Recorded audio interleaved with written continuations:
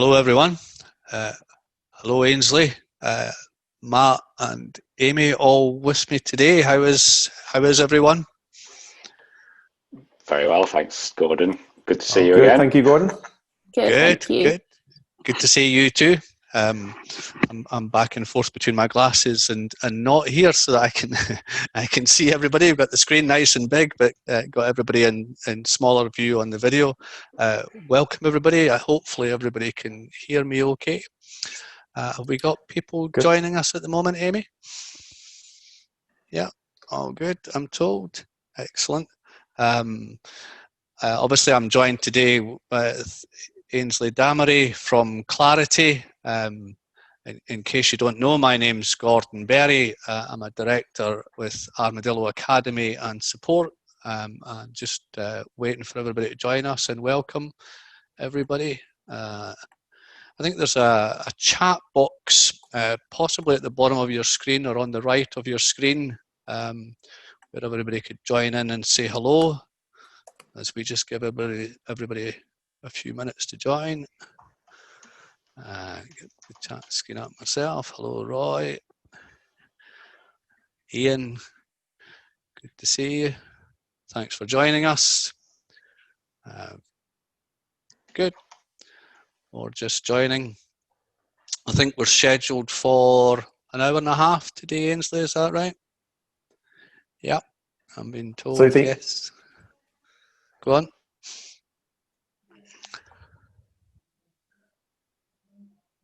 Good. Now, I think Amy is in control of the slides, so we will get ready to just commence in a couple of seconds. Just a few people still joining us. Welcome everybody. Good to see a few names that I know. Just type in the chat box if you will. Say hello. Always nice to interact with people. Know that we're not just talking to ourselves. Very good. As I said, my name, for those that don't know me, my name is Gordon Berry. I'm a director at Armadillo Academy and Support. Armadillo Academy is a network of for progressive independent accounting firms. We're probably best known for our tax support, certainly up until now. And I am joined today by my fellow director, Matt Hall, who is the main tax support for firms. You probably all know Matt. In addition to that, Armadillo Academy is more about providing business development support and resource and tools to our member firms, and about team training and mindset and well-being. My own background, I'm a chartered accountant and a chartered tax advisor, and we had a family firm for many years that I took over and ran and developed, grew the profitability, and went on to sell it some 10 years ago now. A little bit embarrassing to say that, but there you go, the time passes. I wanted to share a lot of what I had learned in my time running that business, turning it around, developing the business, modernizing it, because it was very much a traditional firm. And this is what we want to give back. What were the tools and resources and the thinking that we used to be able to do that? And that's why we're excited to be working with people like Clarity and Ainsley Damery, because it's about the right thinking and the right tools and resources that will help you deliver for your clients and for your firm to help develop the firm and hopefully add to it. That's what Armadillo Academy is all about. So absolutely delighted to be working with Clarity. Everybody likes a bit of clarity, and hopefully you will too. As I say, my background is first and foremost chartered accountant. I've had my own chartered accountant firm, been there, done it, as it were. Learned a bit along the way in things like NLP, neuro-linguistic programming, mindfulness, which is very helpful for some of our programs on employee well-being and training and helping build performing practices. And my fellow director, Matt Hall, is first and foremost tax expertise. I don't think Matt would mind me saying that, who I lean on very heavily for his tax knowledge, specialist tax knowledge. And between us, we run Armadillo Support. So moving on, Amy, if I can. Or Ainsley, thank you very much. Today I'm delighted to be joined by a friend of mine, Ainsley Damery, who is the owner, CEO of Clarity. When I was working in my firm, we used tools to help introduce the idea of business development to clients, and Ainsley and Clarity have taken this, I think, to another level. They've developed the whole idea, and we're thrilled to be working today with Clarity. So welcome, Ainsley. Thank you so much, Gordon. I'm delighted to be here. For those of you who don't know me, I am a chartered accountant too. I handed in my practicing certificate not too long ago. I recently sold my accounting firm to focus on entirely on Clarity. So I left KPMG, built and sold my own multi-award-winning, multi-million-dollar revenue accounting firm, focusing primarily on business advisory. We took a compliance-only practice and made it into a niche business advisory firm working with small businesses and high-growth entrepreneurs. We were very early adopters of cloud technology back in 2009. And at that time, I think we recognized it was technology, not for technology's sake, but how we could use technology to create a better client experience and for better client services. We also won a lot of awards for brand and culture and the way we did business. We were quite quirky at the time for a firm of accountants, but we were very clear on what we were looking to achieve and how we were looking to help small businesses. And effectively, that's what we brought to play. I've used probably every single piece of software that's ever been out there. I'm one of those that went running to the events and brought back the shiny objects to the team who were screaming, going, not yet another piece of software, Ainsley. So I have used quite a lot of software, but very, very clear about the how technology is there to do the heavy lifting and the leveraging, and it is to be combined properly with people and process. Otherwise, it's not going to work. So thanks, Gordon, for having me. It's great to have you. I guess most of us have gone along and tried a lot of these different software. Some of them are still sitting in the box, I suspect, Ainsley. So it's really about knowing what works and where you're trying to get to and what's going to help to do that. So hopefully we'll have a little bit more of a look at that today as we go through today's webinar. A little bit of an agenda for us, Ainsley. Yeah, fantastic. It's really just a brief introduction to what's going on around the world at the moment and what's affecting small businesses and what's affecting accounting firms. We're going to look at what small business owners are really looking for from a firm of accountants, what this means for the firm, because as accountants, we are desperate to help small business owners, which isn't a bad trait. And when I say accountants throughout this, I am including myself, and I'll probably be talking about you too, Gordon. Absolutely. We are desperate to help small businesses. But sometimes that's at the detriment of our own firm, so we focus on them rather than us. And sometimes it is about fitting our own oxygen mask first, creating a scalable, sustainable accounting firm that has the right revenue mix before we start actually helping our clients do the same thing. Good. I do still keep my hand in a little bit. We do have a small accountancy firm that runs alongside. So it's good to know what's actually going on with the accountancy firms and stay related to that. So yes, still very much a chartered accountant, Ainsley. Fantastic. So good input at the moment. So Andy Gove, I used to quote this when I was doing presentations to small businesses. Andy Gove was quoted as saying, "We are at an inflection point. We are at a fundamental point in business where nothing less than a massive change in business strategy is going to be sufficient." And that's paraphrasing. I think he said it much more beautifully than that.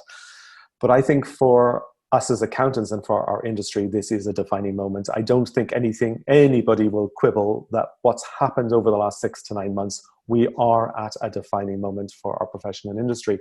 And I really want people to think deep down, are we content to continue to report on history? So to continue to focus on doing accounts and tax returns, or are we going to actually listen to what our clients are looking for, what they desperately need help with? And are we going to help them create history? Are we going to help them create a magical business for themselves, which is in turn going to help us create a magical firm too?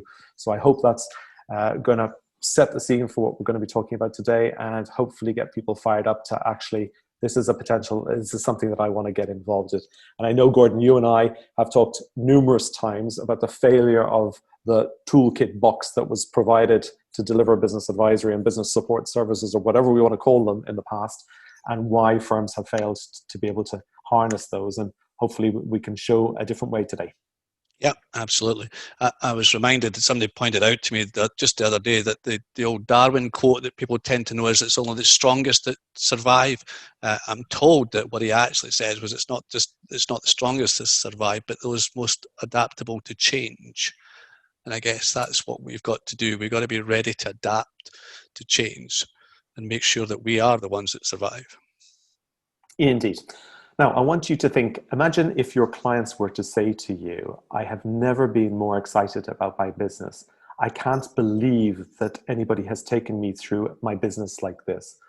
Imagine if somebody was to say to you as an accountant, I can't wait to get started. You've completely transformed my business and my outlook on life. I've never been excited about my business like this before. Can you imagine if somebody said, you've explained things like nobody's ever done before. It's so simple. I can see the way now, and it's an easy route for me to achieve success.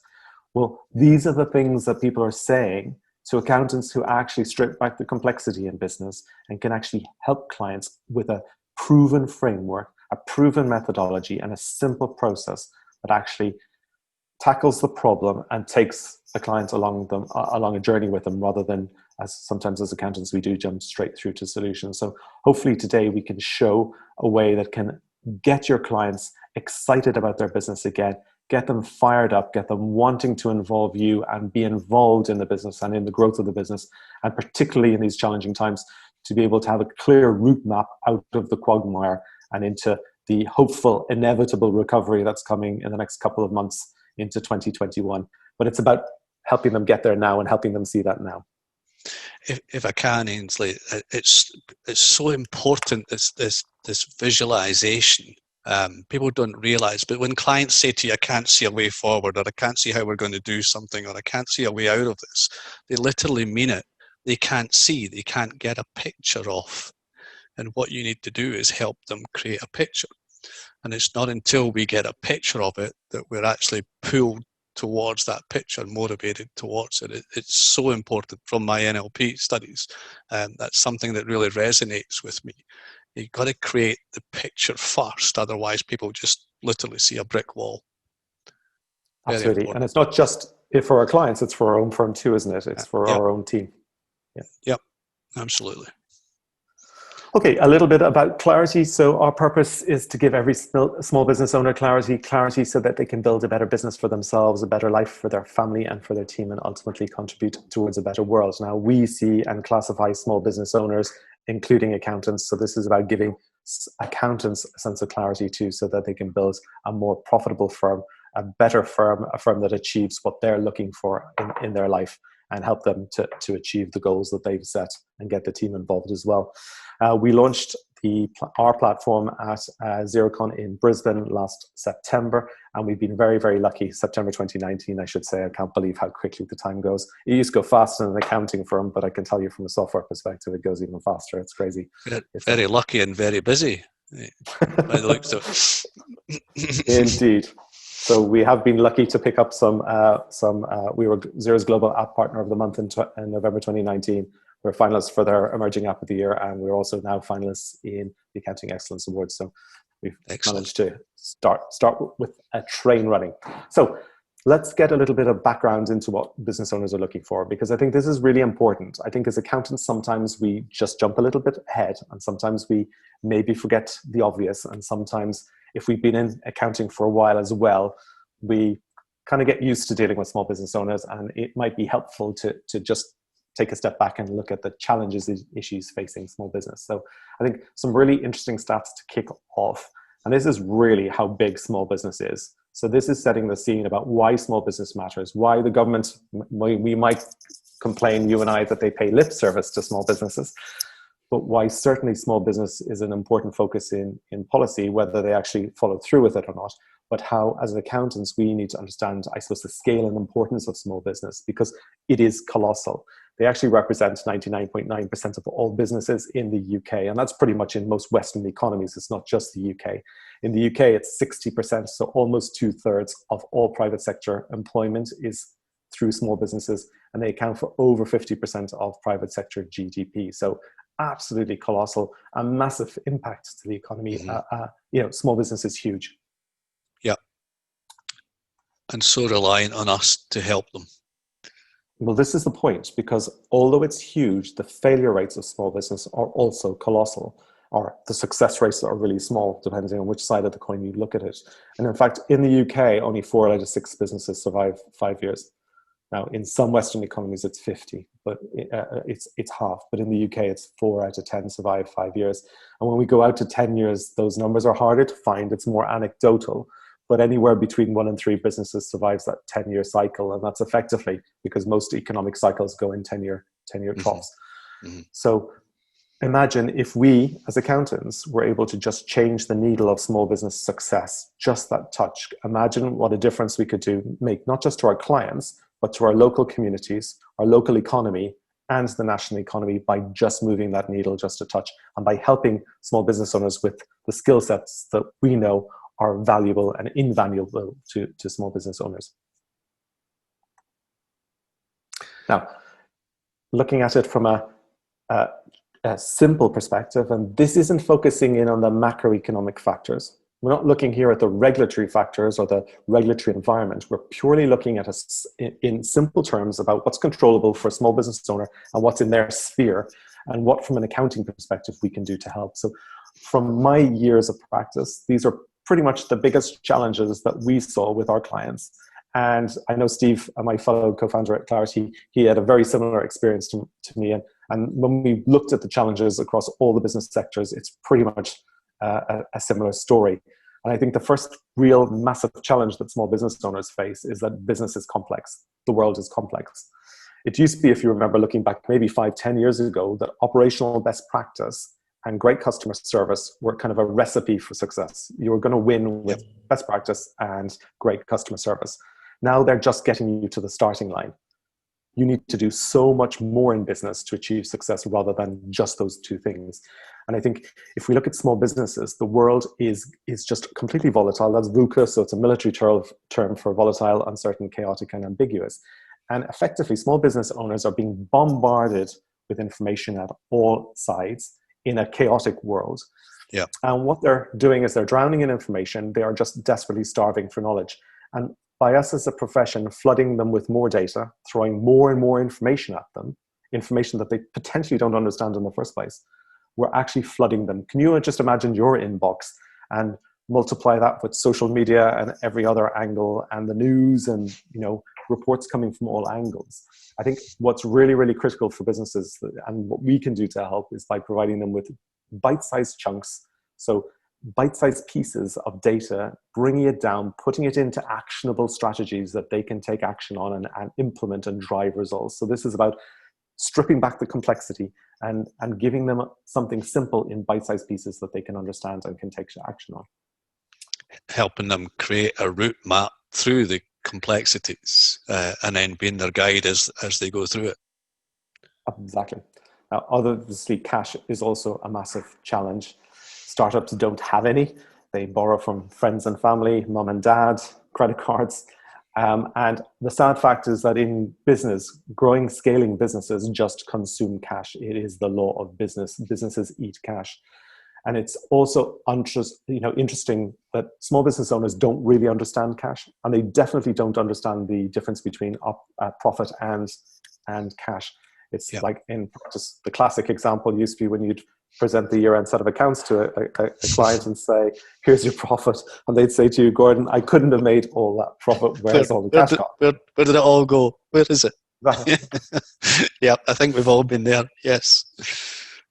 And also the challenge. Understandable. It's understandable. It's just logic from their point of view. And we know we've got to help them through that. But again, something that makes it clear and understandable for them will be helpful.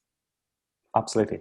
And I think the big challenge is they don't understand the movement of cash in their business. And most importantly, the fact that most growing businesses can't exist on existing reserves. They are ultimately going to need access to outsourced financing or outside financing to support the business. Now, whether that's invoice discounting, whether it's a loan, whether it's assets, lease purchases, or whether it's investment or ultimately exit to take the business to the next level, they're generally not going to scale business from existing reserves. So it's about us helping them get access to the right cash at the right price at the right time.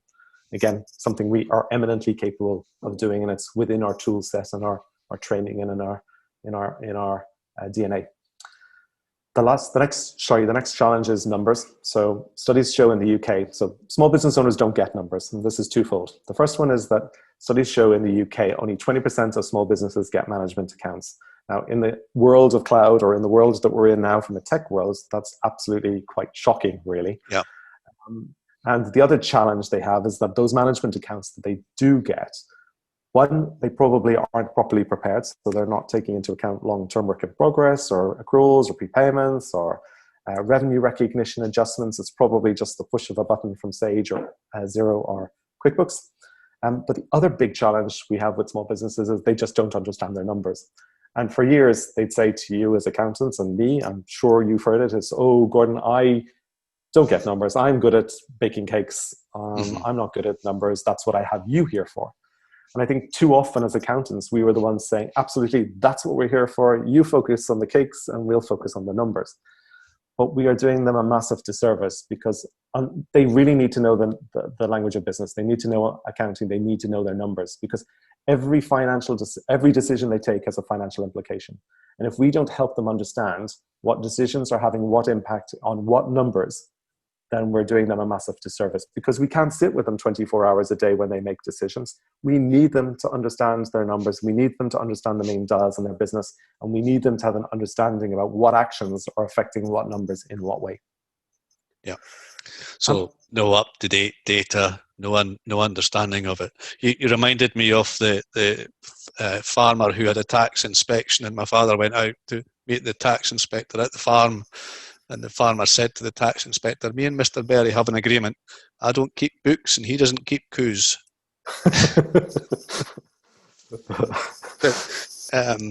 People are good at what they do. That's why they got into business, but they're not necessarily good at the financial side of it, or mapping a route through it all, as we discussed. Absolutely. And this isn't just small businesses. I mean, I know people on many boards and hear of stories of people who sit on boards, and they all look to the CFO when numbers are discussed, and they are expecting the CFO to nod to say, it's all good, people, for them to go, okay, next piece on the agenda. There are, CEOs, there are big business players who don't really understand percentages and don't understand numbers. And that's something that accountants have in spades. It's just, again, one of those inherent skills we have. And we take for granted, I think. The other main, I suppose, and this is where I come to, this is the biggest challenge I see.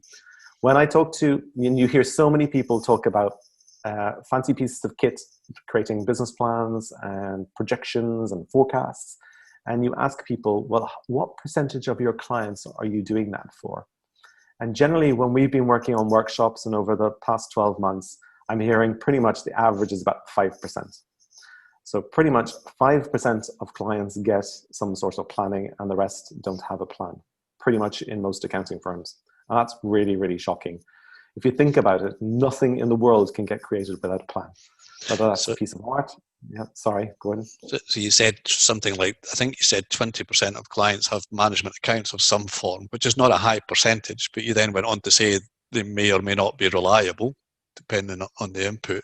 And then only 5% are actually creating business plans to think about the future and where they're trying to go. So most are actually just going in every day, batting off whatever comes their way, and no real clear picture of where they're at or where they're going. Correct. And you Pretty wonder much. why this early statistics that you put up were how many businesses survive. Exactly. I mean, my clients used to spend more time planning their holiday than they did in their business. Yeah. Yeah. And you think about all the things that go into planning a holiday. So researching, looking on the internet, talking to friends, planning a budget, buying the currency, sorting the timetable, getting the kids' schools, dogs sorted, booking the time off work. Can you imagine all that goes into planning a holiday? Yet in business, some business owners think they can fly by the seat of their pants. And I don't know if that's because they have left corporate world and they think, that was too structured and we want to have fun and we want to do it our way. Or I suppose as many said to me, well, Ainsley, I don't know what's happening in 6 months' time, so let alone 12 months or 2 years. So why would I need to plan? And I think we've not put the pressure on business owners to say, yes, planning's critical. It doesn't mean that the plan's fixed and it can't change, but we do need to have an idea of where we're going. We need to have a route map. We need to have stepping stones along the journey to know and to measure where we are against where we should be, to know whether we need to do more or pivot or change, or we're on the right route. Is that potentially, I was going to say our fault, but it's certainly within our gift at early meetings with the clients, rather than to have the focus of the meeting on doing historical accounts and tax returns, etc., that's the opportunity there and then to say, okay, we need to create a map and we need to be regularly reviewing it. Absolutely. I think, we as accountants, and this is, I think, another, let's say it's just a DNA flaw, we look for perfection all the time. So we need to know the accounting treatment, double entry, we need to know the tax treatment, and we need to get it right. And I think that perfection in accounting and tax is admirable, but when it comes to business, it can't be perfect. Nothing can be perfect. And in fact, perfect sometimes is too hard to achieve, takes too long, and costs too much. And when we look at creating a business plan, we probably, this is Ainsley, a cloud advocate, advocating now Excel, but we probably know deep down as accountants to create the true, proper business model, complete bespoke financial model of a business. Excel is probably the only tool that's going to get it 100% accurate, because it needs our brain and it needs a lot of manual input to make it work. But that's great for businesses that can pay for it. And that's great for businesses that can afford it. Well, what about the 80% of businesses, or the 95% actually, let's look at that, the 95% of businesses out there that can't afford or don't want to pay for a business plan because it's going to cost too much money and takes too long? Why sometimes isn't good enough good enough? And I think that's the issue and challenge. And I used to always rail against last year plus 5% as the business plan, because it used to assume what was there was going to continue. But in reality, that's a good starting point. It's a better starting point than nothing. So if it gets them on the road and gets them towards achieving success, then it's a good place to start. So I think this is about how can we leverage technology now? And so this is bringing the technology to play. How can we leverage technology to do a good enough job to get us started, so that we can build and continuously improve, and then help the business owners continuously improve as well. Yeah, I have to say that when I was working with some of my staff, they had this idea of perfection, that every client should have the full suite with business development work, regular meetings, full business plan, etc. Some will take little bits from it, and some will take the whole idea. But having the conversation with them completely changes the client relationship. Most of the comments I would get at the time were things like, wow, this is great, I wish somebody had shown me this years ago. New client comes in and you start to speak to them about that. I said, why has nobody ever shown me this before? Why has nobody ever spoken to me about it before? And some will dive right into it, and some will take little bits. It doesn't matter. It changes the relationship. It starts to change their way of thinking. Exactly. And if we're in any doubt about what small business owners are looking for from us as accountants, this is a survey that was done in 2018. Now, okay, I don't want to get into and I got into a right bun fight in New Zealand over the validity of surveys and how many people with questions and what were the questions they were asked to get these answers. Let's not get into that here. Let's just discuss, let's look at the main picture. Clients are looking for more and they want to pay less. And that's pretty much simple across most of what's, where business is going in this world. But the biggest thing I want to point out here, and obviously accounts and tax returns don't hit this list. And yes, might be a US survey, but I know a network in the UK did it and only number 3 and 4 switched around. So it does reflect the UK as well. But if we just look at that top number 1, 80% of your clients are looking for you to be a trusted advisor. Now that's a hugely nebulous term. We all get that. But effectively what they're looking for is an intelligent friend. Small business is a lonely place. They have very few people to talk to. They can't talk. Most of their friends are employed. And those that aren't employed are, probably have a fantastic PR story about how great their business is doing. And so business owners probably can't show weakness in front of their friends and explain their true challenges.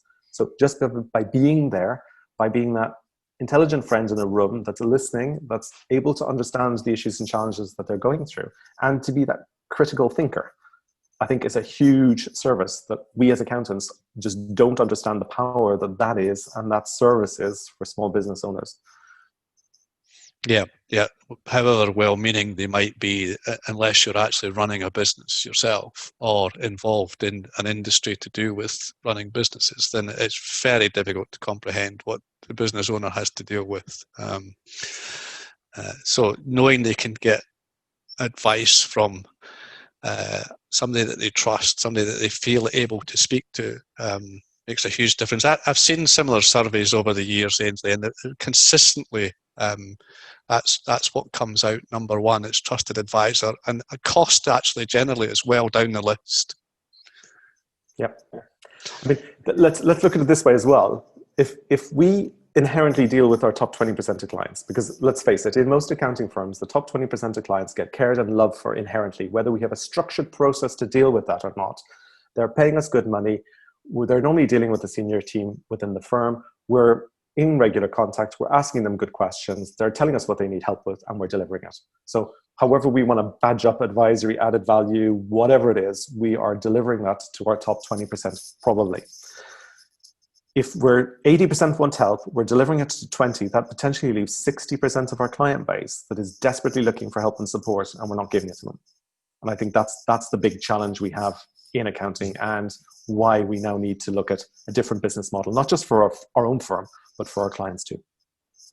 So it's this big group in the middle that need some help, some care and attention, but they're maybe not yet ready to access the partner's full time.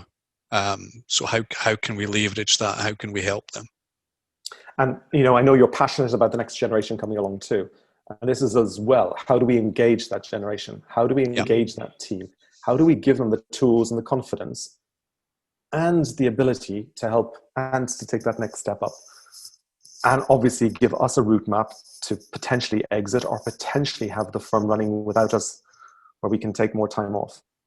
Because more money, time, and freedom is probably what every business owner wants, whether it's our clients or whether it's a partner in an accounting firm. Those are pretty much the 3 things that most people want. Absolutely. Yeah. Well, again, exactly as you said, Ainsley, this is why we're working with people like yourselves. A big part of what drives me is that I saw what took up all the partner's time and how challenging it was, and to be able to free the partner up, to be able to pass some of this work on to the senior individuals, senior management within the team, rather than it always coming back to the partner. If we can get the right processes and tools to do that, then that's got to be the aim. Perfect. So Prince Charles told the ICAW that accountants were going to save the world. I kind of changed it a little bit because saving the world might sound a bit big. But I certainly think that accountants have all the necessary skills, inherent ability and training to be able to change the needle on small business. We've got all the tools and the inherent abilities with all the challenges that they're facing to be able to help them. So I do think it's about giving our team confidence. I do think it's about unleashing their superpowers. And I do think actually accountants combined can have a massive impact on the world. And I think let's do this. Absolutely. See ourselves with capes on. Brilliant. Exactly. So that's great from a small business perspective. So let's now bring it back into the practice perspective and look at the main challenges and issues facing accounting firms. And I think, we've seen over the years, and we've been told compliance is dead. You must move to advisory. I think we've been told that for 15, 20 years. And I think we're probably sick of it hearing it. We know that compliance isn't dead. It's always going to be there. Small business owners, I think, are always going to need assurance. But it's about how we combine for our own firm the right revenue mixes to create the profitability that we're looking for. Indeed, yeah. The compliance is still there. It's been made more accessible with software developments and lowering barriers to entry, as you say. But it still fits in with this trusted advisor. What we're looking to do is supplement that, add to it, help these businesses, and at the same time generate something for ourselves. Absolutely. So time is obviously one of the biggest issues that we come across, not just from our clients, but also from accounting firms. Nobody has enough time. Nobody's going to get any more time. This is about creating focus. This is about understanding what's important for you, for your business, for your life, what your goals are, what you want to achieve, and making sure that you're focused on the activities that are going to generate the results that you're looking for. As an accounting firm, it's important that we don't always, as we say, leave it to the top layers to deliver the services. This is about getting everybody involved, and everybody can get involved at every step of the way. And it's definitely made possible with the technologies we have now. Obviously, the need for new revenue streams. And this is revenue streams that are profitable revenue streams. So it's about looking at the revenue mix in your accounting firm, understanding what generates what contribution to overheads. So what service line is producing what gross profit in relation to the risk and the effort and reward that's been put in, and making sure that the firm is focusing on those right revenue streams. And the challenge we've had, I suppose you and I will completely agree in the past, is that advisory, whilst admirable, has been a really difficult nut to scale. It's been a difficult nut to implement, but scaling advisory has been normally hugely dependent on people. And I think that's been probably the biggest challenge in business advisory in accounting firms. Agreed, yes. Completely reliant generally on the partners, actually, is the challenge, and they're already time-starved. And that was my experience of where the difficulty comes in. They maybe want to do it with more businesses, they maybe want to do more of it, but it's knowing what to do and how to do it, but also finding the time to do it. So if there's a way to scale it, a way to leverage it, then that would be the ideal. Indeed. And when I worked in my accounting firm, I usedn't take any client meetings before 12 o'clock. I used to focus entirely on the business up to that period. So I used to have a sign outside my door which said basically, do not disturb unless the building is on fire. No clients could come in, no team could come in. This was my time to work on the business. Now that might have been business development. So it might have been working on leads, or it might have been working on closing sales. It might have been on systems. It might have been on technology. It might have been on marketing, but it wasn't on client operational work. It was on the business. And I think that has been what has been invaluable to what we did and how we moved and how fast we moved. Now, we're working with a number of accounting firms as it is, and we have a number of mastermind groups. And I'm encouraging all of them to spend at least 90 minutes a day on their business. And 90 minutes is a lot less than I was doing, but it's a manageable level. And 90 minutes isn't too much that, no client can't wait for 90 minutes. No team member can't wait for 90 minutes. Nothing can happen in 90 minutes that needs to crash in on your time. And spending this time is probably best in the morning. So first off, when you're fresh, and before you've looked at emails, before you've looked at your phone, this is about focused, deep work, deep 90 minutes work, where you're actually smashing through and working on your business. Now, my biggest problem, I think, in our firm was that I reserved that time for me. I didn't encourage my team as well to have 90 minutes for them, focusing on their projects or their non-client related work, so that they were driving themselves forward too. And so I'd encourage you, I suppose, as accountants out there, to not just make sure the leaders have their 90 minutes every day, but also make sure the team have got that period locked away where they can actually focus on projects or things that we're asking them to do, and give them the freedom and the authority to actually block out that time and to overcome this time challenge. There's an old thing about, hold a bit of paper with some writing right up to your nose and try and read it. You can't read it. You need to get a little bit of distance from it before it comes into focus. And you just need to step away from the coal face a little bit, put aside that time as you're suggesting, in order to be able to get a bit more clarity, to use that term, and to actually see things slightly different. It's amazing what a difference it can make. I happen to live in an area where I can get out in nature quite easily, and I use that a lot just to go out, little wander, and I come back with ideas that, why haven't I thought of that, or why haven't I done that, or what about this that I did think of previously but got so busy I forgot about. So absolutely agree with you, Ainsley. A bit of time put aside specifically for working on your own practice. Good. I hope this is resonating with people who are listening. I hope they, if you've got other challenges that you think are in your accounting from them, by all means, absolutely put them in the chat box. Or if there's anything we're saying that you don't disagree with, then please let us know too. We'll happily deal with any barracking that's going on, or anybody that's going to try and keep us dead. So as we said, compliance isn't dead. This is the reality. Compliance isn't dead. We're always going to need to do compliance. But for most of us, and I say most of us because very few of us can create scale with a sausage factory in doing compliance. So most of us are going to have to understand how we can combine compliance and advisory, which is giving the firm its most successful, profitable, sustainable level to be able to fight for the future and to be able to deliver everything that both the team need and the business owner needs too. So this is about how we can combine two in a way that actually delivers value for the client, that's profitable for the firm, but in a way that they're able to deliver at scale. Yeah.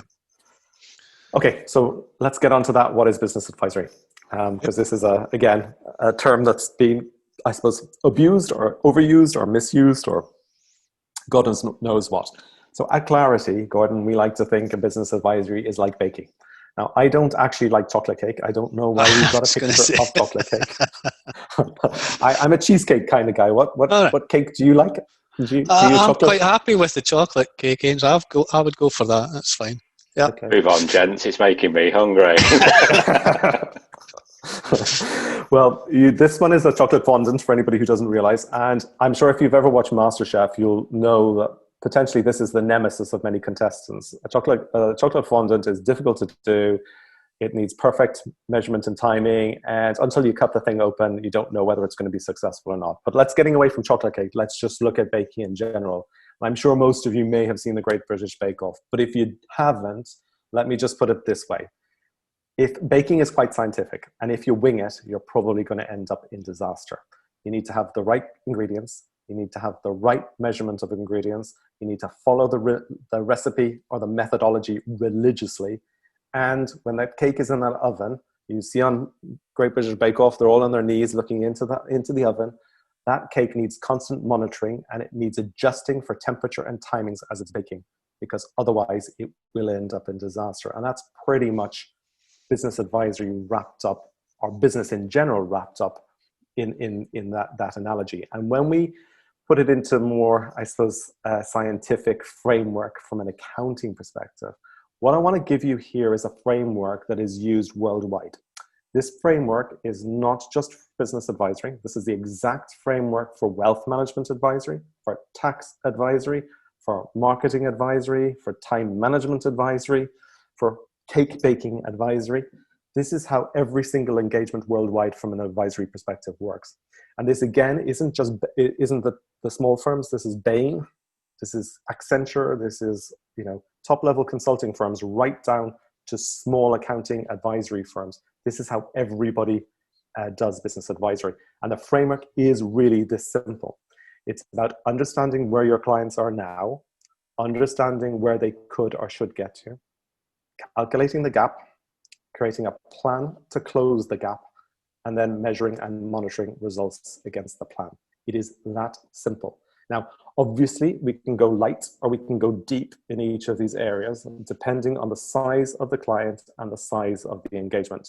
But ultimately, every single advisory engagement worldwide follows this process. I'm maybe a bit older, Ainsley. I tend to think of it in terms of the days before satellite navigation, before sat-nav. And I would get the map out and first of all establish where you are. So if I'm in Edinburgh and I want to get to London, I would establish exactly where I am and where I'm trying to get to, and then map a route. I wouldn't just say, to myself, well, I'm here and I'd like to be there, and then just set out without thinking about how I'm going to get there. And if need be, then I would buy the guide. What obstacles am I going to come across the way? How am I going to deal with them? So yes, it seems simple. Where are you now? Where are you trying to get to? What is the gap? And create a plan around it. But it's a good structure for each advisory assignment. Each business is going to be the same. So good structure to stick with. Now, the challenge that I think and why business advisory has failed in the past is that everybody's jumping to step 5. So these are where all the major tools are focused. So Fathom, Fluently, Float, Futurely, Spotlight, you name it. Everybody that's in the cloud era thinking of those tools. Now, there's nothing wrong with them. I'm absolutely not criticizing any of those. Those are absolutely the right tools for the right place with the right clients at the right time. This is about us not jumping straight through to number 5. And I think in the old days, when we think about business advisory and the toolbox that we used come out of, well, your dad did, not you. I wasn't around for those days when they came out of the box after their conference with their toolkit. But again, effectively, that was jumping into step 5. And I think that's why business advisory fails, because as accountants, we love to give the solution. We know the answer, so we want to give the solution. We jump straight into solution all the time. And without taking our clients with us on the journey, and without getting their buy-in, and without showing them where we're going and how we're getting there, just by saying, what you need is a business plan, what you need is a cash flow forecast, what you need is a KPI dashboard. Absolutely. The client's going, do I? I have no idea. I'm not paying for that. How much is that going to cost me? And I think this has really, really been the challenge in the past, is that we've always focused on the reporting side. We haven't actually worked hard enough on creating the map and bringing our clients with us on that journey. It's too big a leap. You need stepping stones along the way. Absolutely. Now, today we're going to walk through a very simple way to deliver these 5 steps. Again, we're focusing on probably the 95% of businesses that don't have a plan. We're focusing on the 60% of clients that don't get any love and attention and are desperately looking for help. This is how do we deliver it in a way that's scalable, sustainable, profitable for the firm at a price that small business owner is prepared to pay for. So this is not cookie cutting advisory, but this is effectively delivering it in a way that makes it happen. And we're not always talking about the top 5, 10% of clients that we do this for. This is actually how we get the whole team involved and how we deliver business advisory to more of our clients. So let's dive in. This is about helping their clients understand where they are now. Now, when we talked about earlier on, Gordon, about business owners don't understand their numbers and they are drowning in information, and us flooding them with management reporting that we never take them through, or giving them a Fathom report that they never understand, or a Futurely dashboard which they don't understand either. This is about actually stripping back the complexity. Now, these 7 numbers are pretty much affect every single business worldwide. And if we knew all these 7 key numbers for every single one of our clients, we would have an amazing view of that client's business. We would understand P&L, balance sheet, cash, and efficiency within that organization. And in fact, these 7 key numbers aren't just for business, they also work for accounting firms. And I actually only need to know 1 number for an accounting firm to understand how that firm is structured, how successful it is, and where and what type of work it's doing. And that's revenue per employee. And if I know an accounting firm's revenue per employee, I can pretty much bang on place that accounting firm as to where it sits. I don't even need the other 6. But can you imagine if we had that visibility across our own business, but if we were able to share that with the client and get them focused on understanding just 7 numbers. 7 numbers that pretty much give them a complete overview of their business. Now, this is 7 numbers for the team to understand and talk about, and 7 numbers for the clients to understand. It is really that simple, and it's breaking down the complexity. Now, some people say to me, yes, Ainsley, but gross profit doesn't affect a rental business. And I go, okay, well, maybe a rental business gross profit mightn't be the most key number for a rental business. But if we do actually take true account of the cost of rental, then maybe we aren't properly accounting for that rental business, and perhaps maybe gross profit could become a little bit more important for rental business. But these are pretty much the 7 key numbers that will affect most businesses. Now, business owners, when we talk about KPIs and key performance indicators, most small businesses don't have the time or the money to spend on a key performance exercise. And so if we could just get them into these 7 KPIs, that's a great starting point. This is about good enough sometimes being good enough.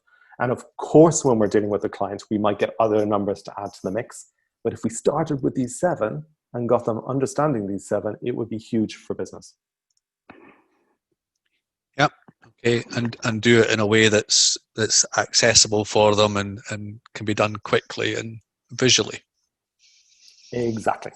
So where should they get to? We've done a lot of the setup here. So a lot of the challenges facing small businesses, we're going to see how we're covering them by just focusing on these areas. Now, this is, again, where should they get to? This is magically the 7 key numbers turn into very beautifully the 5 levers of success.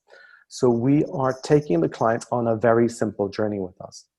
Now, we're not overcomplicating this. This, again, are the levers that affect pretty much all businesses. Each one of these levers has an impact on profitability and on cash. And if we probably think that the 2 biggest things that business owners are obsessed about, or what they should be obsessed about, is profit and cash, then these levers are critical for them to understand. If they can understand what actions affect what levers, and what levers affect or do what to profit and do what to cash, we're giving them an immense insight into the dials in their business. We're giving them an immense insight into the language of business. And we're giving them a huge understanding of what decisions affect what numbers in their accounts. So again, simple, keep it simple, stupid, KISS. This is about the 5 levers that pretty much affect every single business. And we can certainly see what impacts these levers have on profit and cash. Now, this again is about understanding, playing very simple what-if analysis. And if we play simple sensitivity analysis on these 5 levers, we will be able to help our clients understand wonderfully what is possible and achievable in their business. Now, that's not to say that some clients won't need a full strategic planning session. I am not saying that, absolutely. Of course they will. But for the 60% of clients that aren't getting any help, or the 85, 95% that aren't getting management accounts and aren't getting business plans, this is a great place to start. And it's very easy for us to do, and it's very easy for the team to get involved with. So a great way of understanding where they are now, where they could get to, what are the main drivers in their business, what drivers affect profit and cash, and in what proportions do they affect profit and cash. A great ability to help business owners understand the key metrics in their business. This is exactly what we tried to do more than 10 years ago. As I said, it was taking their figures for where they are now and effectively running some what-if scenarios that I might have prepared in advance. But once the client started to see it, they wanted to get involved and ask questions, and they had their own ideas about what might be possible and what they could achieve. Once they started to see the impact that had on their profitability and their cash availability, that's when you got them lightened up. They wanted to talk about it. Finally, somebody that understands me. Exactly. The business is their baby. They love it. They want to talk about it. Exactly.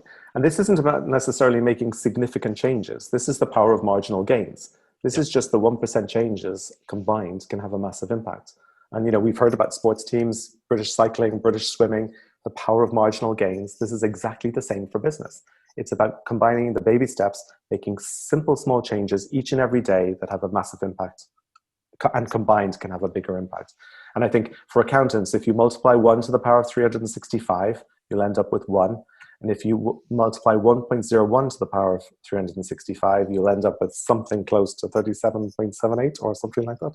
Trust me, and I'm an accountant. I don't have my scientific calculator. But it's a massive difference by making a 1% change every single day. And it doesn't have to be 1%. It could be 0.001%. The difference between winning and losing is wafer thin. And it's about just being that bit better every single day and combining those effects together. Constant improvement. Fantastic. So what's the gap? This is the easy part for accountants. This is simple. This is where we are now, what we could get to, and what that difference is. So very simple mathematical equation. Now, the beauty here and the the beauty that accountants can give to this understanding of the gap is critical thinking. Because it's all very well for a business owner who's been running at a 5% growth rate for 10 years to then suddenly say they're doubling their profits or doubling their turnover in 1 year. This is where accountants can bring that critical mindset to the equation and how we can help. We don't need to know the answers. We just need to ask the right questions. We need to be the dumbest person in the room and say, why? How can that happen? Why? And that critical thinking is what we can bring to the table here. So don't be afraid on business advisory that you've got to know the answers. This is about asking the right questions, and it's about providing that critical brain thinking. Now, also, if we can help our clients understand what gap affects what and what lever affects what and how much in cash and in profit, in profit and cash, we're taking this to the next dimension. If they understand what activities and what focus needs to happen and what it's going to do to profit and cash, we know that working on revenue here in this example is going to probably have the greatest impact on our profitability. Now, we know that as accountants inherently, but our business owners may not know that. But we need to do it in a way that's profitable, scalable, and sustainable, not letting our clients grow broke. And this is how we can help them take that gap and break it into profit and break it into cash, and how much it's going to affect profit and cash, so that we can focus their attentions in the right areas. And obviously creating a plan, that's the next stage. Where are they now? Where could they get to? What's the gap? Create a plan. The first one is easy peasy for accountants. We all know this one. It's a 12-month or 5-year plan in this instance. And you can use whatever tool you want, Futurely, Fathom, Spotlight, knock yourself out. This is about creating a plan for the future and creating it in a way that's based on what the client is looking for. It's about breaking, maybe if it's a 5-year plan, breaking it down into 5 chunks, and then breaking year 1 down into 12 manageable chunks.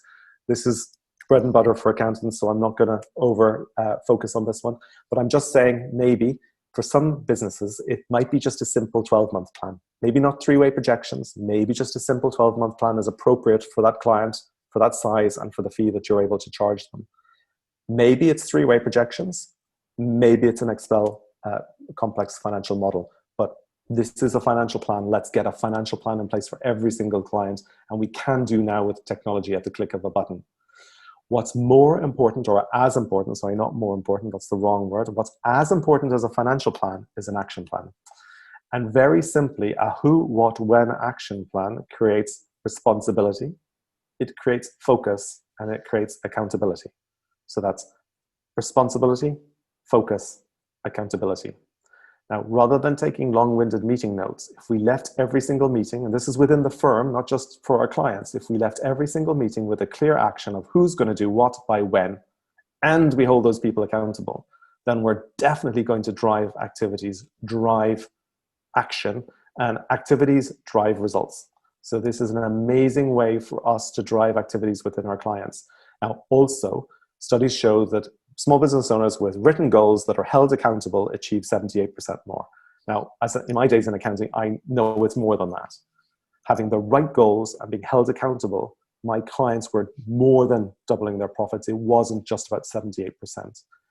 And, if you think about it, every single athlete in the world has a coach. That's not necessarily to help them kick, hit, throw the ball better. It's about giving them focus, keeping them on track, holding them accountable, and making sure the mindset is in the right place.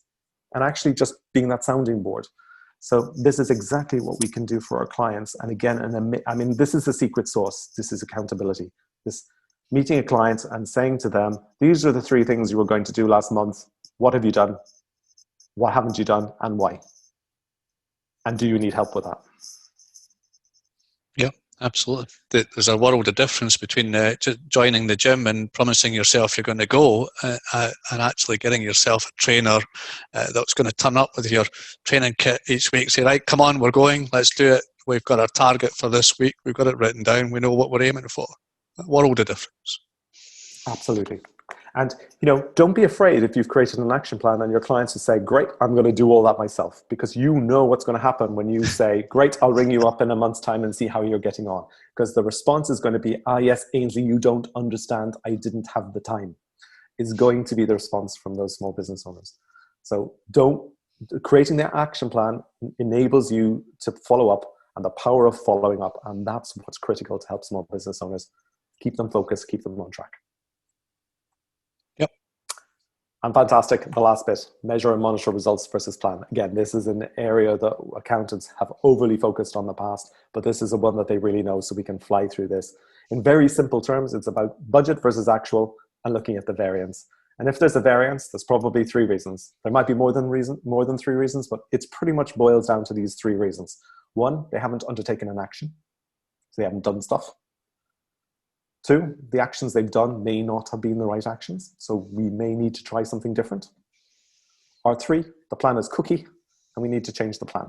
Now, obviously, we can't change the plan 12 times a year, because having a moving plan is going to drive everybody crazy. But we can change the plan if we're going to have the same variance every month discounted, going, oh God, let's forget that variance this month. That's when we need to change the plan.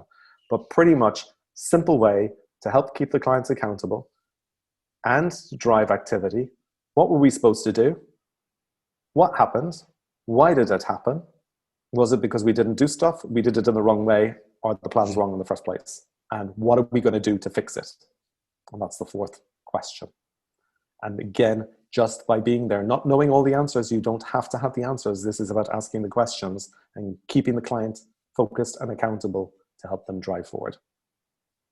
The whole coaching industry is built on asking the questions. It's not giving the answers, it's asking the questions, because the person that asks the questions controls the conversation, don't they?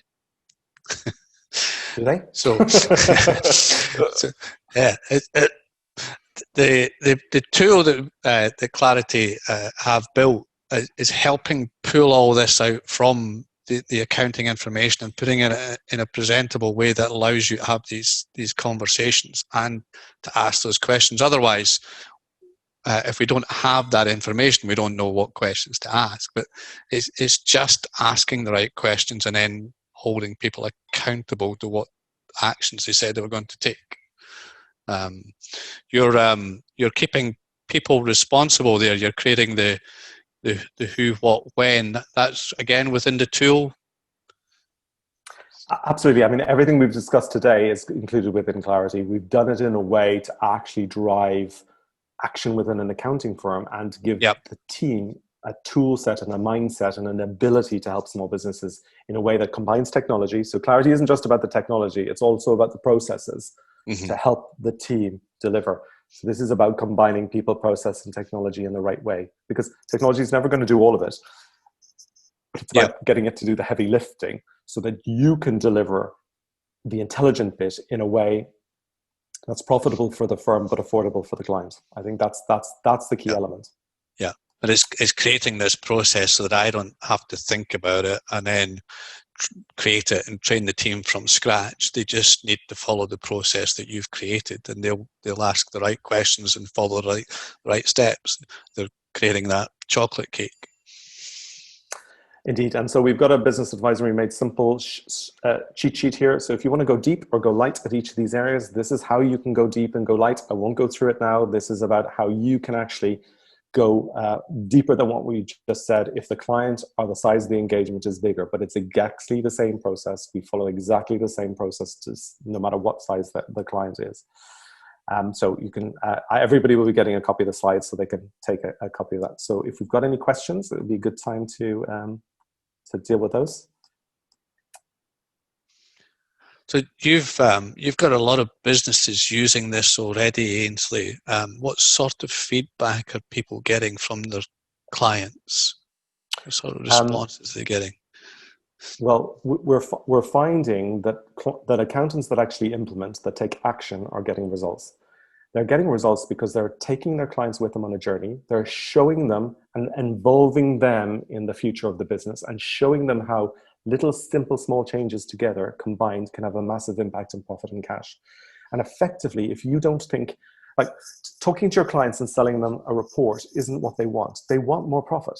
Most business owners want more profit, whether it's to buy freedom, so buy more team to get that freedom, or whether it's to buy resources to enable them to spend more time, or whether it's to create a more profitable business, a valuable business so that they can exit at the right price.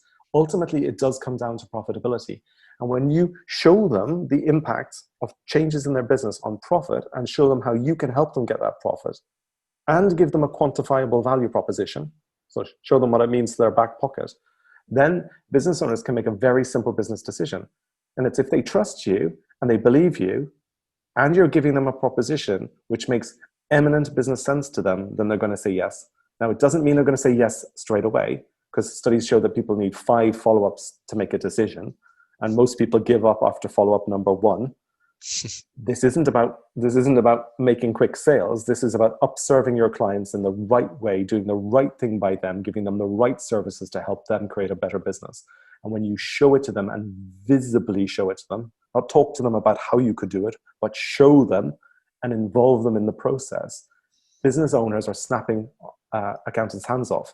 We've got people that are emailing out reports from Clarity, which are very simple. So not complicated reports. We're not talking complex reports. It's a very simple thing that says, I've been thinking about your business. I've been crunching some numbers in the background. I believe there's a inherent profitability improvement of X and a cash improvement of Y. Can we have a meeting to discuss it? No business owner in their right mind who has an accountant who they know knows numbers isn't going to pick up that phone and say, when can we meet? Yep. You're engaging with the client, you're creating it straight out of the software, you're telling them that you're thinking about them, and you're thinking about how to help them improve their profits and better their life. A lot of them, when I spoke to the clients, they've struggled to put it into words what they were actually after. They thought they were after more turnover or whatever, or less hassle from X, or how to deal with Y. And even just starting to sit down and have this conversation, go, what are we really after? Pull it out of them and show an interest in them, and then show them how to achieve that. It certainly engages with the clients. Good. Gordon, we've got some next steps for people. They can create their own plan and play with their own numbers. If they go to clarity-hq.com. Is this for the firms themselves? For the firms themselves to play with their own numbers, fit their own oxygen mask first, play with their own plan. They don't have to give any details here. They can, completely confidential, play with their numbers and create a simple plan for their own business and see what's possible within their own business first. So that's a good starting point. They can also take a quick quiz. So this is a very simple quiz that will enable them to get a great understanding of where they sit with their people, processes, and with their clients, and give them a cheeky score, yes, but it will also give them hints and tips on how to improve in each of these areas to absolutely help their firm thrive, basically, through the next, 12 to 5 years. So the next 12 months to 5 years. And it will give them a good picture of their business and give them a good overview of where they can actually drive results in their accounting firm. So again, just get on there and do that. So 2 simple things that they can do for themselves. Obviously, everything we've discussed today and everything that we've talked about, understanding where your clients are now, where they could get to, gap and plan, is included within Clarity. So everything that we've seen today, you can leverage technology together with systems and processes to get the entire team involved to help you do that. And presumably, Ainsley, presumably the firms can use the tool themselves and put their own numbers, look at what's possible, understand those key numbers that you spoke about, and look at what's possible for themselves. Absolutely. I've found in my time in practice, and I find with our members who achieve the greatest success, they do it on themselves first. So they've tried it for themselves and they understand how it works for themselves, and then they're able to talk with confidence and with authority when they're dealing with their clients. And all that we've talked about for clients works for the firm too. So to do it on your own firm first is a great starting point, Gordon, definitely. Good. And how do we hold them accountable, or how do they hold themselves accountable?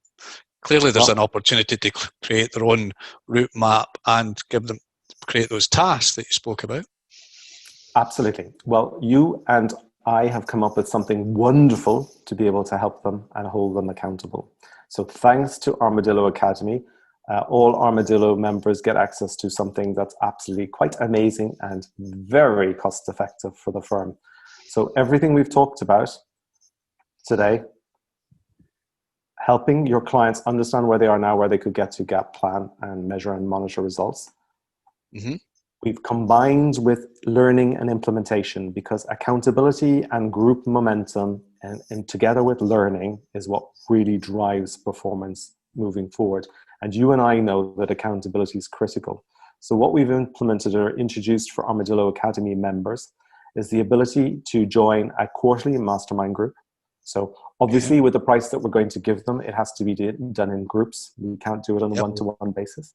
But this is about showing people getting their toe dipped into the water, not getting burned. In the past, they've had to fork out lots of money for software or lots of money for mentoring programs or advisory programs or toolkits. This is about dipping your toe in the water, understanding what's possible within your business, and absolutely taking it to the next level with support.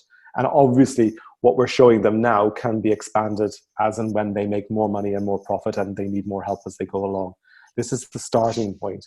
But we're going to, with you, in conjunction with you, we're going to have an ignition event to get them started, and a quarterly mastermind group where they can come, talk about their issues and challenges, where they can share and put themselves accountable to the group, all in a safe environment, where we can share issues and challenges, and where we can hold them accountable for the actions that they suggest.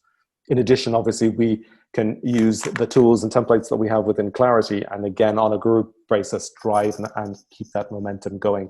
So there's groups, there's what's working right now, there's a whole ability to basically make sure this gets implemented with guides and tools and templates that are high impact, so not bolts of information.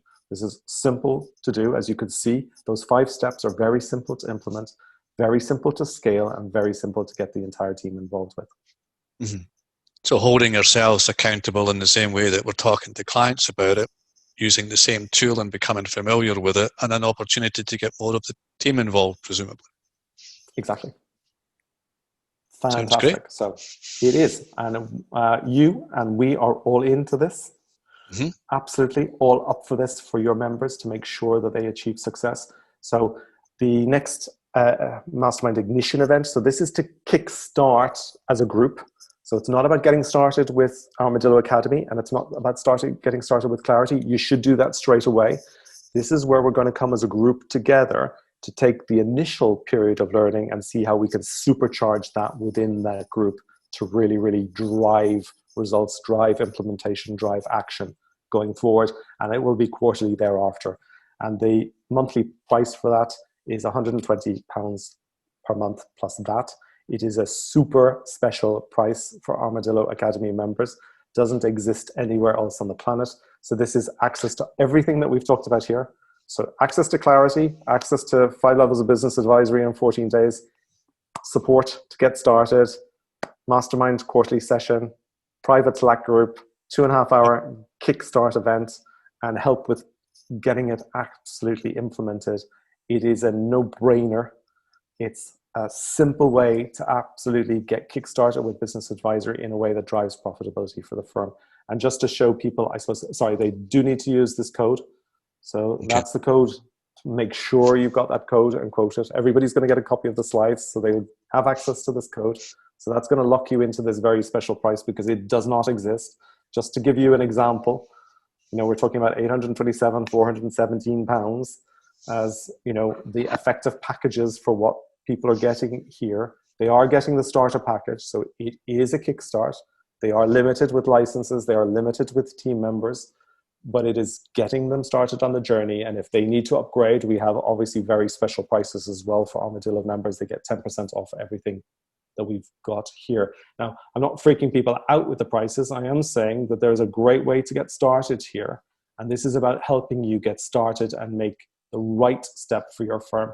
Dip your toe in the water. It's not the holy grail here. You're not going to generate 200K from your £120 a month unless you're going to do lots of stuff yourself.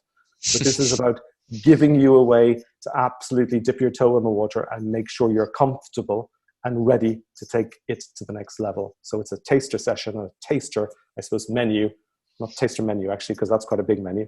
It's a sample to absolutely help them drive and make sure this is right for them before they get overworked or overwhelmed. So this price, so did they go to the website, they use the code that you've given to give this special price for Armadillo members, they get the tool, they get a certain amount of licenses, and they can actually start using the tool on their own business and with some clients and start to get used to the tool, and have the support from ourselves at Armadillo and from Clarity in how to use that with a view to an ignition event, you said, in early in the new year. Absolutely. Now, they can go on the website and do it themselves, or they can click on this QR code. So if you just photograph this QR Just code, you to have a QR code. It will take you straight through Bang to up the link. to date. Very good. Amy will actually drop the link in the chat. So if you don't see. want to go, new school, you can go old school and click the link. So if you want somebody to just help you and get it started, or if you've got questions, or if you want to talk to anybody, then that's the great way to go. Just make sure you quote that you're an Armadillo Academy member so that we can make sure you get that very special price, and so and get tagged in so that you get to the mastermind events. For some of your members, it will be appropriate for them to go on to the next level. So it will not be appropriate maybe for them to start at the starter level. And if they do that, they will get 10% off, and yet they will still be included in the mastermind events and the ignition events and get access to all the extra tools and resources and support from an accountability perspective. But for some of the firms, 25 licenses may not be appropriate if they've got big plans on profitability growth. Now, that's not to say that we're not happy for everybody to start at the starter level. Mm-hmm. And absolutely we are, because we can show you with starting with starter level what a difference this is going to make to your accounting firm. And this isn't like empty promises. This isn't the snake oil salesman type technique. This is not the over-promising and under-delivering. This is stuff that works, that's worked in practice. It has worked for hundreds of firms. It's working for hundreds of firms. It's worked for firms in the past. And this isn't a cookie methodology. This is sound, practical stuff that works, engaging the team and leveraging technology. Yeah. We've both been there and seen things over the years and tried things over the years that so you've taken the best of it all, and we want to see this working for the firms. This is how we're going to get our aims and ambitions fulfilled, is to actually help the firms to make the best of this and make it a success. So we're very happy to do what we can to help everybody. You're saying some may want to immediately go beyond starter, but everybody can get straight in there with a starter pack if that's what they want to do. Absolutely. 100%. Excellent. And very helpful and lovely Amy is going to send us a link as well, or send us follow up with the slides, or you put that in. Sorry, Amy, I need to put my glasses on. You put that in the control panel for us as well. Thank you very much. Good. Absolutely. So this video will be recorded, so everybody who's attended will get a copy of the recording and they can go back through it. We will also follow up and make sure they get access to all the resources that we talked about, which are free. And if they want to take it to the next level, and we do hope they do, because we think we've come up with an amazing support package and offer for Armadillo Academy members to really drive their firm's profitability, improve their own firm, get the team excited and engaged about better work, better quality work, then I think this is a great way to do this in a way that's actually cost effective and gets you on the stepping stones on the run. Excellent. Very good, Ainsley. Much obliged to you. Excellent as always. Very excited about the potential this has for firms. We all know it's been very challenging at the moment, but the business owners want to speak to you. They need that support, and actually having a tool and a process that helps with that engagement and helps generate more loyalty, better results, more team involvement. I think you managed to pull all of this together, and I'm glad that we got this opportunity. So thanks for your input today. No, I've really enjoyed being here. I think you and I can talk for England. So thank you I think we pretty much had, almost 100% stayed on, which was quite amazing. So thank you for those. We really appreciate your time. I appreciate your attention. And I'm really looking forward to working with you going forward. Thanks to everybody for joining us. Thanks for your time. Look forward to speaking to you again soon. And thanks for the help in the background from both Amy and Matt with manning the manning the chat line there and helping support us. Thank you very much, everybody. Take care. We'll speak to you again, presumably in due course. Thanks very much. Thank you. Bye. Bye for now.